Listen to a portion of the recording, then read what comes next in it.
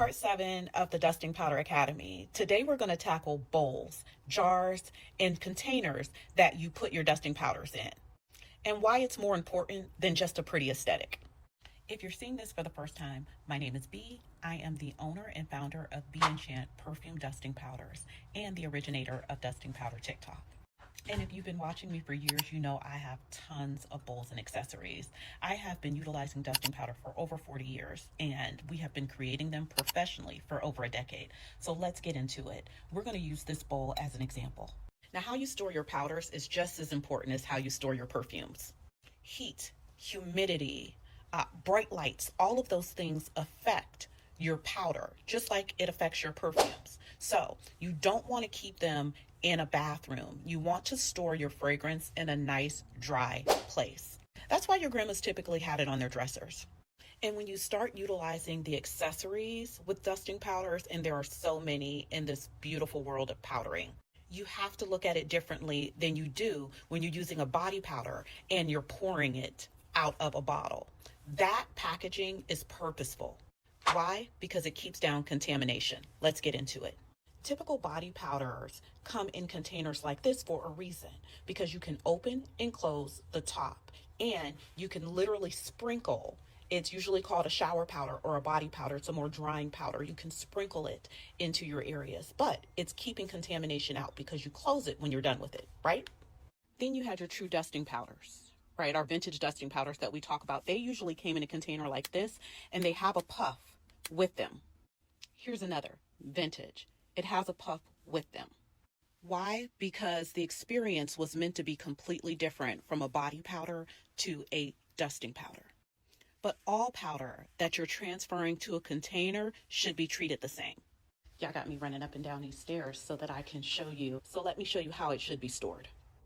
So the best way to keep and store your powders for longevity and long performance is going to be in a bowl. There's a reason why, just not the pretty aesthetic, but there's a reason why transferring your powders into a bowl is going to give you a better experience.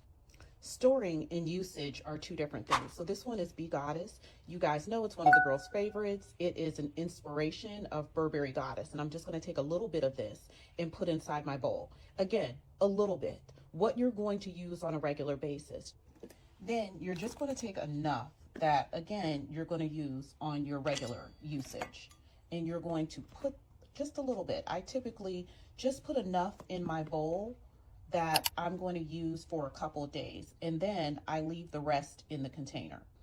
Why? Because like I said, a finely milled, professionally infused powder is actually bonded and infused throughout every particle of the powder.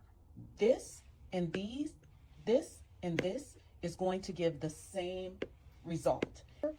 The powder out of this container is going to be just as strong in here as it is in here. So I'm going to leave it in here, and I'm only going to purpose what I'm actually going to use.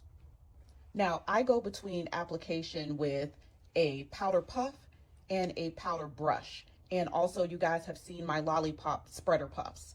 Sometimes I use the spreader puffs, sometimes I use a brush. It just really depends on what level of projection I want to do. Especially in the summer months, I double dust, and we'll get into that in another segment. But another reason for doing this and only putting a little bit of powder in here is for sanitation purposes. I don't keep my powder puffs inside of my jar. I actually moved my powder puffs into a separate area. And again, if you go back, I think it was 2 episodes ago, we talked about how to sanitize, wash, and clean your puffs and the reason why that's important. But for sanitation purposes, I don't keep my powder puffs inside of my bowls.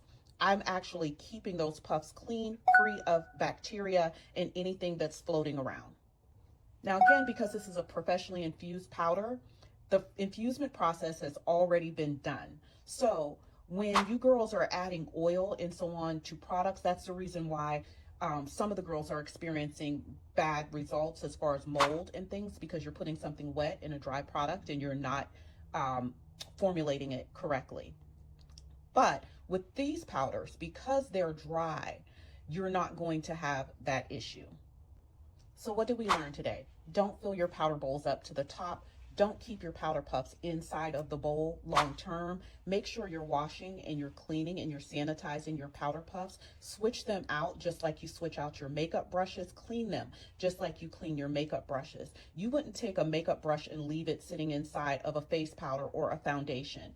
You don't want to do, you want to do the same thing for a dusting powder. I hope this was helpful. As always, if you have any questions, drop them in the comments. And when you're ready to experience a luxury dusting powder, you know where to find me. All right, as always, bye.